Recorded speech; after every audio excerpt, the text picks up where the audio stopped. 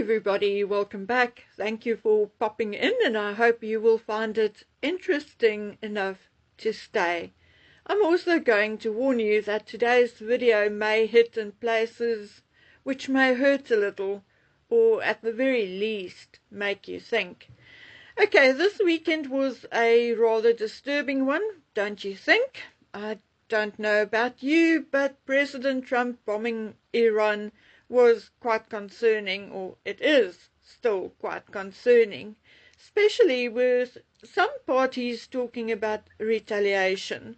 We will obviously have to wait and see, but I don't think there is a country in the world which could afford a further escalation in any war anywhere on the planet.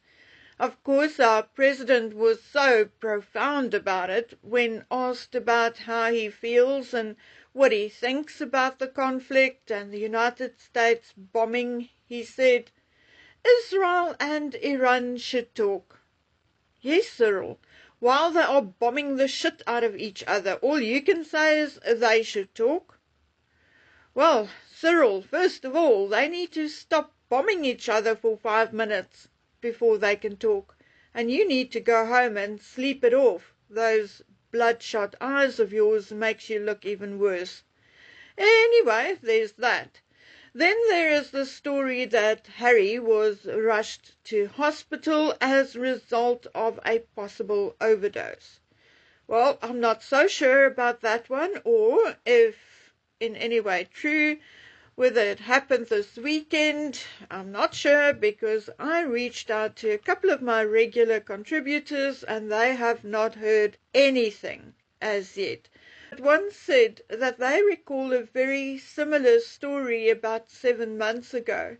I went and did some digging and she was right. There was a very, very similar, almost exact same story about 7 months ago. It certainly is not impossible, and I think, in a way, we are all waiting for something like that to happen. But I'm not going to comment much on it until I get some confirmation myself, obviously from a source that I trust. And then what upset me most over the weekend was the fact that British Parliament decided to decriminalise abortion. Now, I've not looked into British laws in this regard before, but now I did, and I found that before this decision, it was lawful to terminate up to 24 weeks, whereafter it was only lawful to do so if the mother's life was in danger. Now, I nearly vomited, but I certainly had tears in my eyes. My granddaughter was born at 24 weeks due to my daughter suffering from pre-eclampsia.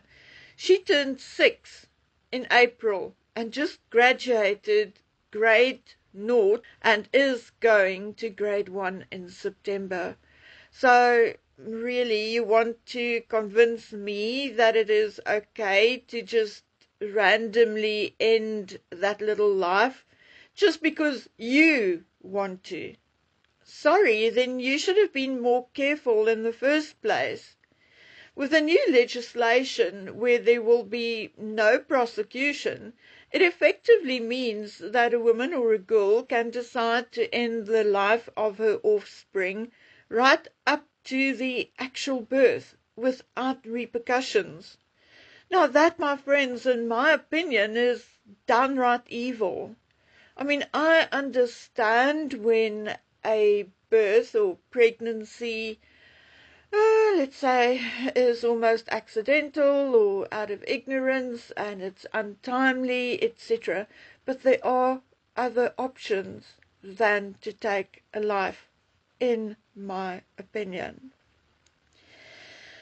But anyway, if that now becomes legal in Britain to do that, then why is Lucy Ledby still in prison?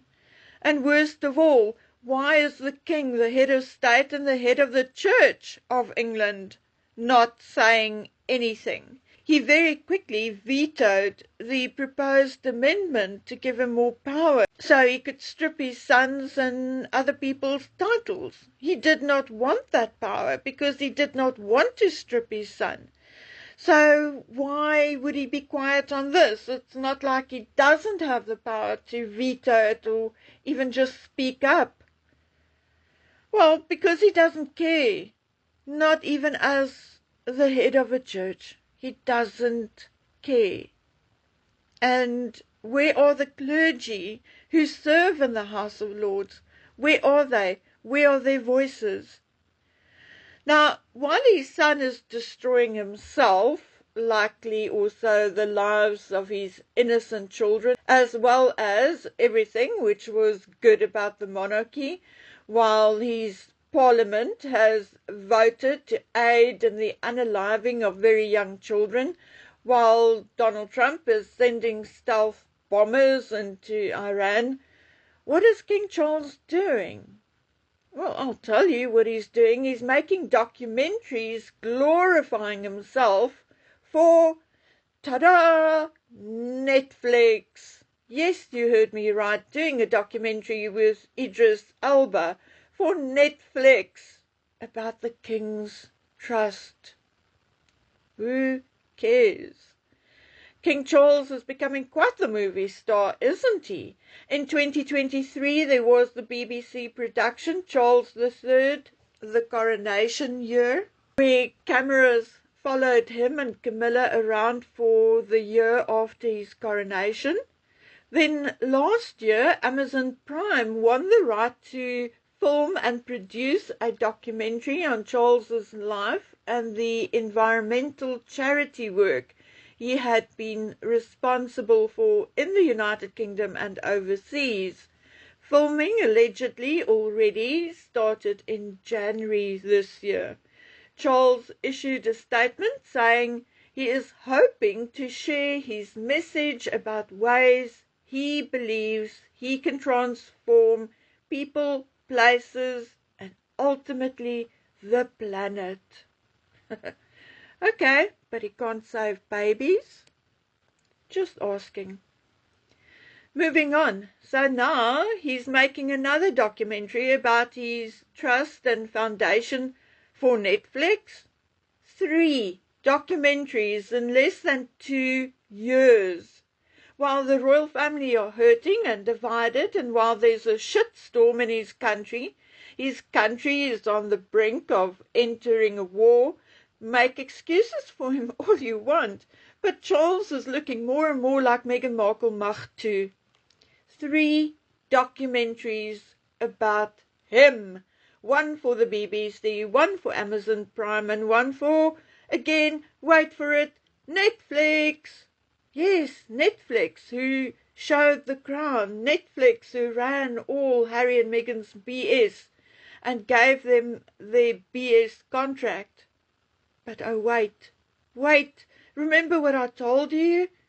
Well, we should have known there was something behind that CBE Charlie gave Ted Sarandos. Some kind of payoff, okay? And here it is.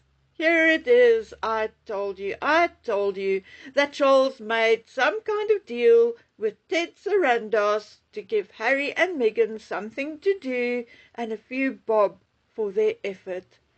I told you, and here it is, the exchange. I looked at the comments on Facebook, and there were comments like, we thought Charles was dying of cancer, and all the while he's been filming a documentary of his life for Amazon Prime. Correction, my dear, also for the BBC and Netflix. Oh, so they're all doing what they bashed Harry for doing. And it goes on and on and on, and all in the same vein, the same trend. Now I'm asking you, can you blame the people? I don't think so. You know, so many of us, including myself, were stuck on the beauty and the fantasy of the monarchy, and of course we recognize the stability and continuation the Queen brought. But what now? This is awful. It appears that the born and bred British no longer has a voice, or values, or church, and the manners which were associated with Great Britain. I mean, we used to call it European morals and values here in Africa. But now? Now I would rather not answer that question. I am just no longer falling for the lie that the majority of people in realm countries still want a British king as head of state. I do not believe it.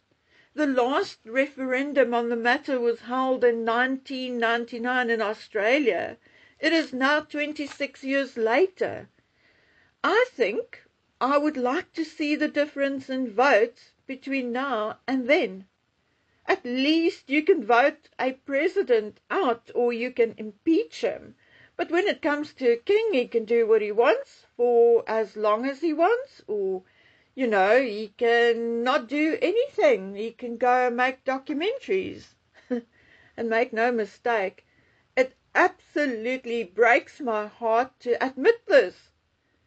I feel embarrassed because I've always been fighting for the monarchy, regardless of the comments and anger and irritation I got from other people. I've been a monarchist for nearly 55 years, if not more. But what Charles is doing is not working for the United Kingdom at all.